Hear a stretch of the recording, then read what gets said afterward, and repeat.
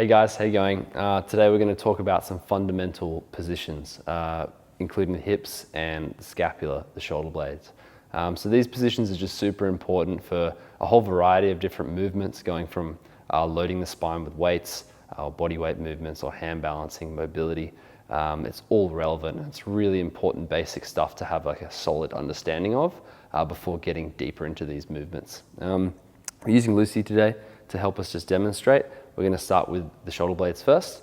We have 4 different movements here. The first one is protraction. So for this one, I'm just going to get Lucy to bring her arms up. You don't have to have the arms in this position to do protraction, but just for the demonstration, she's going to spread the shoulder blades forward like this. Protraction to spread.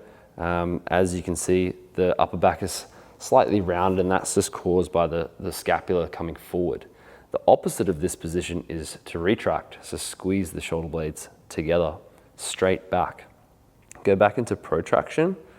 This movement here, protraction, is used in a lot of body weight straight arm pushing movements, and it's a really fundamental position to have locked down before loading those body positions any further. And retraction is an excellent position to be doing some straight arm pulling exercises.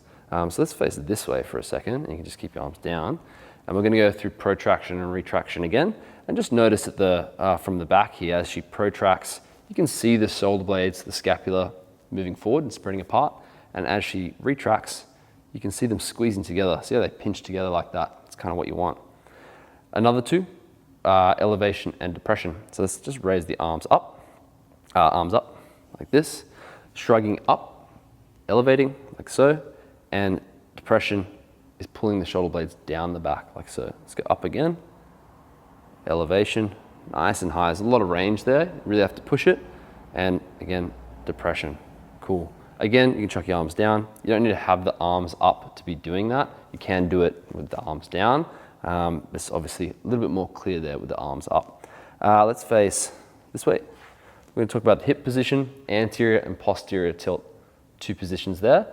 Anterior tilt is when the hips are tilting forward, and so the butt will be sticking out, common to see an arch in the lower back. So when the hips are in this position, anterior tilt.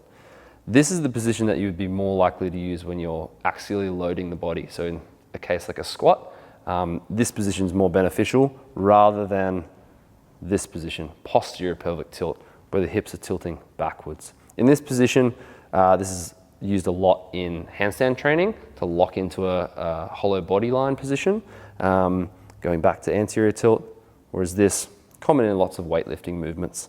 And go back into posterior tilt. So notice how the lower back is quite flat in this position. So those are some fundamental positions to keep in mind of and to practice. You can just do what we're doing here, practicing elevation, protraction, retraction, feeling what it feels like to depress the scapula, and also becoming aware of the hip position and how it feels to be an anterior and posterior tilt. And so feel free to do this at home. If you want to combine a couple, see what it feels like to elevate and protract. If you're getting used to it, see if you can kind of make it a little bit harder. Thanks.